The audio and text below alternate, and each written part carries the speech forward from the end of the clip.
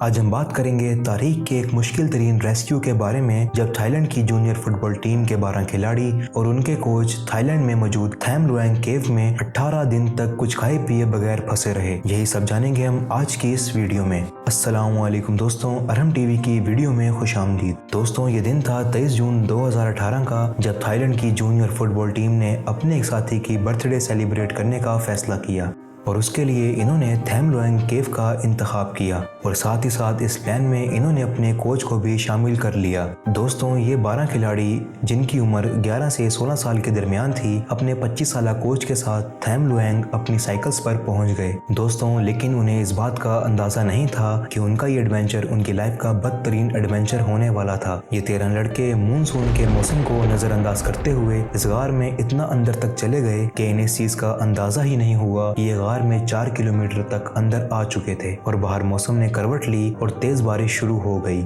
لیکن غار میں موجود ان لڑکوں کو اس چیز کا بالکل اندازہ نہیں ہوا۔ اب جیسے ہی وقت زیادہ گزرنے لگا تو ان بچوں کے پیرنٹس بھی پریشان ہونے لگے، کیونکہ ان کا خیال تھا کہ بچے پریکٹس کر رہے ہیں، لیکن اس غار میں نیٹ ورک نہ ہونے کی وجہ سے جب کسی سے کانٹیکٹ نہ ہو سکا تو ان کے پیرنٹس کی پریشانی اور بھی بڑھ گئی۔ لیکن خوش قسمتی سے ان کی ٹیم کا ایک ساتھی ان کے ساتھ نہیں گیا تھا، اور پھر انویسٹیگیٹ کرنے پر اسی نے بتایا کہ اس نے انہیں تھیم لوانگ کیو جانے کے بارے میں سنا تھا۔ پریشان پیرنٹس جب غار کے پاس پہنچے تو وہاں باہر ان کے بچوں کی سائیکل دیکھ کر اس بات کا یقین تو ہو گیا تھا کہ بچے اس غار کے اندر ہیں۔ لیکن دوستوں، ان پیرنٹس کی پریشانی تو تب بڑھی جب انہوں نے اس غار میں تیزی سے پانی جاتا دیکھا۔ تیز بارش کی وجہ سے پانی پہاڑوں سے ہوتا ہوا اس غار کی طرف بڑھ رہا تھا، اور اسی کے ساتھ ریسکیو ٹیم کو وہاں بلایا گیا اور فوراً اس ریسکیو آپریشن کو شروع کیا گیا۔ دوستوں، آدھی رات گزر چکی تھی، لیکن ان لڑکوں کا کوئی نشان نہیں مل رہا تھا، اور پھر ریسکیو ٹیم نے بتایا کہ غار میں ایک پوائنٹ ایسا بھی آ گیا ہے جہاں پانی اس غار کی چھت سے ٹکرا رہا ہے۔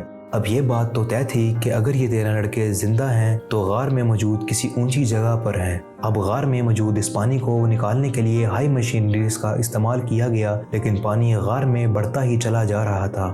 ایکسپرٹس کا خیال تھا کہ اس غار میں ایکسپرٹس ڈائیورز کو ہی بھیجا جائے، اور اس کے لیے تھائی نیوی نے اس آپریشن کے لیے تھائی کمانڈوز کی ایک ٹیم تیار کی، اور ان کمانڈوز نے غار میں جانے سے پہلے اس غار کے میپ کے ذریعے اس کے خشک پوائنٹس کا جائزہ لیا، اور ان کا خیال تھا کہ یہ غار میں پٹایا بیچ نامی پوائنٹ پر ہو سکتے ہیں، لیکن یہ پوائنٹ اس غار میں 4 کلومیٹر اندر تھا۔ اس مشن کو سٹارٹ کیا گیا کیونکہ ان کمانڈرز کو کیو ریسکیو کا کوئی ایکسپیرینس نہیں تھا، اس لیے غار میں ان کو بہت مشکلات کا سامنا کرنا پڑا۔ اسی لیے وہ اپنے ساتھ ایک لال رسی لے جاتے تھے جو کہ انہیں واپسی آنے میں آسانی فراہم کرتی تھی، اور اسی کے ساتھ 13 لڑکوں کو غار میں پھنسے اب 4 دن گزر چکے تھے، اور اب اس آپریشن کی کوریج انٹرنیشنل میڈیا بھی کر رہا تھا۔ لیکن دن گزرنے کے باوجود بھی کوئی سراغ نہیں مل رہا تھا، اور اب اس آپریشن کے لیے ایکسپرٹ برٹش ڈائیورز کو بلایا گیا کیونکہ انہیں کیو ریسکیوز کا اچھا خاصا ایکسپیرینس تھا۔ اب ان ڈائیورز کو کیو میں بھیجا گیا، اور کیو کا جائزہ لینے کے بعد ڈائیورز کا کہنا تھا کہ غار سے پانی نکالنے کے عمل کو اور تیزی سے بڑھانا ہوگا، اور اسی لیے جہاں کیو کے صرف ایک انٹری پوائنٹ سے پانی نکالا جا رہا تھا، اب کیو کے دوسرے انٹری پوائنٹ سے بھی پانی نکالنے کا عمل شروع کر دیا گیا، اور دیکھتے ہی دیکھتے غار میں سے 800 میٹر تک پانی نکال لیا گیا، اور اسی جگہ ریسکیو ٹیم نے اپنا ریسکیو کیمپ لگایا اور اس کو چیمبر 3 کا نام دیا گیا۔ اب اسی کے ساتھ اس آپریشن کو چیمبر 3 سے سٹارٹ کیا گیا۔ اب یہ ڈائیورز اس پانی میں کچھ نہ نظر آنے کے باوجود پٹایا بیچ نامی پوائنٹ پر پہنچ چکے تھے، لیکن دوستوں، ان کی امید اور ہمت اس وقت ٹوٹی جب یہاں بھی انہیں کوئی سراغ نہ مل سکا۔ اب ان کے پاس صرف اتنی آکسیجن بچی تھی کہ یہ لوگ یہاں سے واپس چیمبر تک جا سکتے تھے، لیکن اس میں سے ایک ڈائیور نے ہار نہیں مانی اور وہ مزید آگے بڑھتا چلا گیا، اور تقریباً 1000 فیٹ آگے جانے کے بعد اس نے وہ دیکھا جس کے لیے باہر موجود پیرنٹس، میڈیا اور لوگ انتظار کر رہے تھے۔ جی دوستوں، اس نے وہاں ان 13 لڑکوں کو آخر کار ڈھونڈ نکالا تھا۔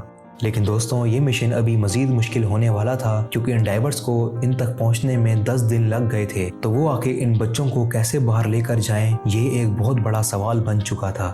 یہ لوگ 10 دن بغیر کھانے کے آخر زندہ کیسے تھے؟ اس کا کریڈٹ ان کے کوچ کو جاتا ہے کیونکہ اس نے ان سب کو بتایا کہ انسان کھانا کھایا بغیر مہینوں تک زندہ رہ سکتا ہے، لیکن پانی کے بغیر نہیں رہ سکتا، اور ہم خوش قسمت ہیں کہ ہمارے پاس پانی موجود ہے۔ اس سے کوچ نے ان بچوں کا حوصلہ بڑھایا اور ان کو میڈیٹیشن کرنا سکھایا تاکہ یہ سب ریلیکس رہ سکیں۔ ڈاکٹرز کا کہنا تھا کہ اگر انہیں سالڈ فارم میں کھانا دیا گیا تو ہو سکتا ہے کہ یہ لوگ بیمار ہو جائیں، اسی لیے ان سب کو لکوڈ فارم میں کھانا کھلایا گیا۔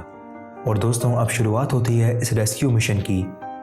اس کے لیے 3 پوائنٹس کو ہائی لائٹ کیا گیا۔ پہلا پوائنٹ سوئمنگ تھا، جس میں بچوں کو سوئمنگ سکھائی جائے، لیکن اتنے دن بھوکے ہونے کی وجہ سے ان کی باڈی میں اتنی انرجی نہیں تھی کہ انہیں سوئمنگ سکھائی جا سکے۔ دوسرا پوائنٹ ہیلپ آف ڈائیورز تھا، جس میں ڈائیورز کے ذریعے بچوں کو کھینچ کر باہر نکالا جائے، لیکن کسی سنگل ڈائیور کے ساتھ بچے کو 4 کلومیٹر تک ایسے باہر نکالنا خطرے سے خالی نہیں تھا۔ اور تیسرا پوائنٹ اینڈنگ آف مونسون تھا، جس میں بچوں کو ضروریات زندگی کی چیزیں فراہم کر کے مونسون ختم ہونے تک کا انتظار کرنا تھا، لیکن اس میں بہت رسک تھا، اسی لیے ان تینوں پوائنٹس کو ریجیکٹ کر دیا گیا اور اس کے لیے کسی اچھے طریقے کو تلاش کیا جانے لگا۔ اور دوسری طرف غار میں آپٹیکل فائبر کو انسٹال کیا گیا اور بچوں کی بات ان کے پیرنٹس سے کروائی گئی۔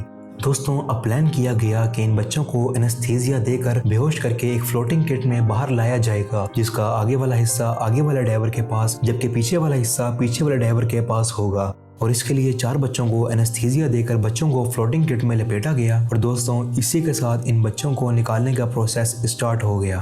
8 جولائی 2018 کو شام 7:55 پر وہ ہوا جس کا انتظار سب لوگوں کو بے صبری سے تھا۔ جی دوستوں، ان 4 بچوں کو بالکل صحیح سلامت غار سے باہر نکال لیا گیا تھا اور ایسے ہی اگلے دن 4 بچوں کو اور نکال لیا گیا اور 10 جولائی کو باقی کے بچے بچوں اور ان کے کوچ کو بھی صحیح سلامت غار سے باہر نکال لیا گیا۔ لیکن دوستوں، ان سب کو بچاتے ہوئے ایک ڈرائیور سمن گنن اپنا آکسیجن سلنڈر ختم ہونے کے باعث جان سے ہاتھ دھو بیٹھے۔ اور دوستوں، ان سب بچوں اور ان کے کوچ کو 10 دن کے لیے ہاسپٹل میں کوارنٹائن کر دیا گیا اور 10 دن بعد انہیں ڈسچارج کر دیا گیا۔ دوستوں، اس ریسکیو میں مرنے والے سمن گنن کو ٹریبیوٹ دینے کے لیے ان کا ایک اسٹیچو بنایا گیا جو کہ اس کیف کے باہر ابھی بھی موجود ہے۔ تو دوستوں، یہ تھی آج کی ویڈیو۔ امید کرتا ہوں آپ ویڈیو کو بھرپور پسند کریں گے۔ ویڈیو پسند آئے تو ویڈیو کو لائک کریں، چینل کو سبسکرائب کر کے بیل آئیکن کے بٹن کو دبا دیں تاکہ آنے والی ہر نیو ویڈیو کا نوٹیفیکیشن آپ کو ملتا رہے۔ تب تک کے لیے اللہ حافظ۔